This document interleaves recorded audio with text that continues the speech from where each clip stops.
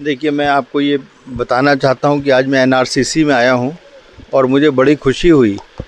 और जो इस संस्थान के प्रयास हैं, जैसे इनका एक प्रयास है कि ये कई सारे प्रोडक्ट बना रहे हैं कैमल के, चाहे वो दूध से बना रहे हों, चाहे गोबर से बना रहे हों, चाहे यूरिन से बना रहे हों, कई सारे प्रोडक्ट बना रहे हैं। तो आमदनी दुगनी करने के लिए जो हमारी इनसे चर्चा ये थी कि आप किसान को आप एंटरप्रेन्योर भी बनाएं। ऐसा ना हो कि किसान खाली दूध निकालें और कोई और एंटरप्रेन्योर आए और उससे प्रोडक्ट बनाए। अगर आप किसान को एंटरप्रेन्योर भी बनने के लिए प्रेरित करते हो, किसान को या उसके परिवार वाले को, तो जितना भी फ़ायदा मुनाफा होगा उस प्रोडक्ट बनाने का, वो सारा किसान को होगा। तो मुझे लगता है कि ऐसे जो संस्थान हैं, आईसीआर के ऐसे कई सारे संस्थान हैं, वो इस दिशा में बड़ा महत्वपूर्ण काम कर सकते हैं। दूसरा, एक बड़ी अच्छी बात यह है चूँकि आईसीआर में ऐसे कई सारे संस्थान हैं, तो एनआरसीसी बाकी संस्थानों के साथ मिलके नोवल प्रोडक्ट डेवलप कर सकता है, जो आज हम लोगों ने चर्चा करी जिस विषय के ऊपर। और ऐसी चीज़ें मार्केट में लॉन्च की जाएं, इनकी ब्रांडिंग की जाए, वो बड़ी आवश्यकता है। आज के दिन ज़रूरी है कैमल रिसर्च के साथ इंजीनियरिंग का इंटीग्रेशन हो, बायोडाइवर्सिटी का इंटीग्रेशन हो, इवन जो आपकी ह्यूमन हेल्थ है उसका इंटीग्रेशन हो। तो ये सारी चीज़ों की तरफ इनका रुझान भी है और कार्य भी चल रहा है।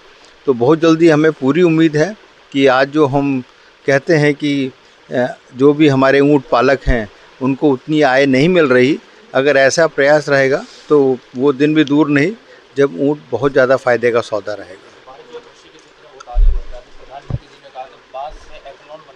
जी जी जी,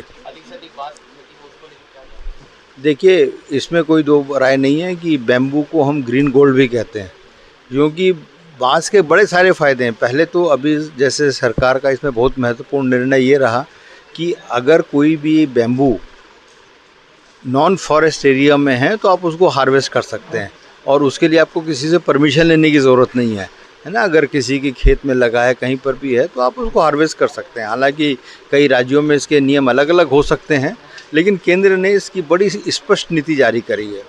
और बैम्बू की सबसे बड़ी बात खासियत ये है कि एक तो बहुत जल्दी ग्रो करता है, 7 साल में आप इसको हार्वेस्ट कर सकते हैं और इससे आप इथेनॉल बना सकते हैं, इससे आप घर की टाइलें बना सकते हैं, दरवाज़ों की चौखटें बना सकते हैं, ऐसी कई सारी चीज़ें बना सकते हैं। तो सर्कुलर इकोनॉमी में बैम्बू एक बहुत महत्वपूर्ण भूमिका निभा सकता है और मुझे लगता है कि इसमें माननीय प्रधानमंत्री जी ने जो बात कही है ये बहुत सही बात है कि बायोफ्यूल के बगैर हम कब तक फॉसिल फ्यूल पर निर्भर रहेंगे।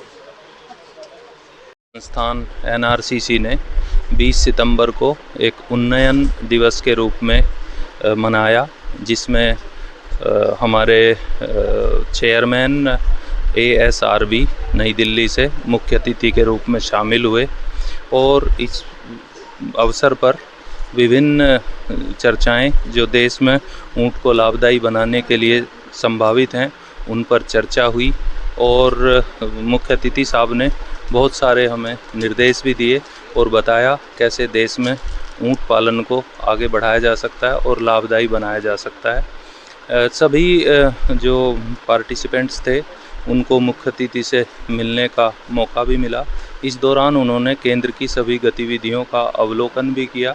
उन्होंने हमारे संस्थान के सभी कर्मचारियों की बहुत भूरी प्रशंसा भी की और संस्थान के लिए उन्होंने अपना आशीर्वाद भी दिया कि ये संस्थान इसी तरह से आगे बढ़ता रहे और प्रगति करता रहे।